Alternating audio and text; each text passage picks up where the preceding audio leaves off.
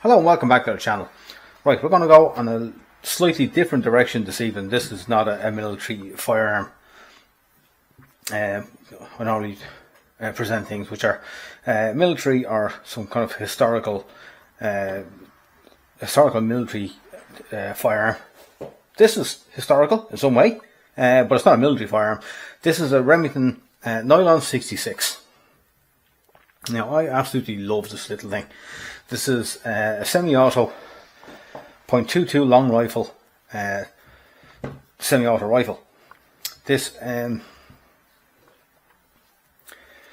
so just flip this around here. Right, what's historical about this? I'll tell you now. It's one of the first ever firearms produced with a polymer stock. This came around in 1959. Now, I know the name Nylon 66 might lead you to believe that it came out in 1966, but the Nylon 66 refers to what this stock is made from. It's made by DuPont, and the chemical formula was Nital, Nitel rather, and 101 I think was the designation, but they call it Nylon 66. That was the chemical formulation. Remington wanted to bring to the market something that was inexpensive, that could be made fairly inexpensively to bring to the public, and they did exactly that. This was, for its time, very affordable. It came in 22 long rifle, which is a very cheap ammunition. If it was for plinking, or if you're on a ranch or a farm or something in the States, and you'd gophers, prairie dogs, stuff like that you need to take care of. This is just a little man to do it. Now this right here, you think this is a metal receiver, but this is just a stamped metal sheet cover that goes over the entire receiver here. The receiver itself, I'll take this off, have a better look at it. And you see that it's quite groundbreaking rather for its day. Quite a number of these were made, even though today they're quite collectible. This one here is Mohawk Brown. This is the least collectible of them. There's plenty of these knocking around. I think there were over 700,000 of these ones made. The most collectible is a green one, the kind of a green colour one, which would be the most collectible. And one called the Black Diamond, or the Diamondback rather, I beg your pardon. Very collectible one as well. Right, so lift this off, and there's the guts there.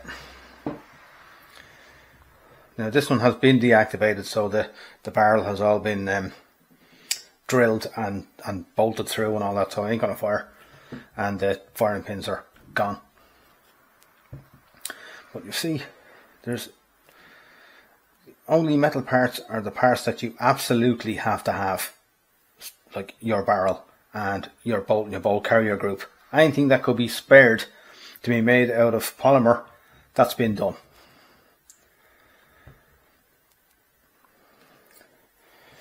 Put this back on you. There you go. That's your ejector there. Right, loading this loads through. Loads through here. This follower comes out, and you load your ammunition through the butt. Place this back in, and that follower there pushes your rounds up through the tube magazine. Give it a twist. There you go, secured again, won't come out. This is our safety here. So right now it's unsafe. Press forward, see the red dot, red is dead, then you're live. bow's not back anyway, so don't worry about that. And put this back in. Right, there you go. Red.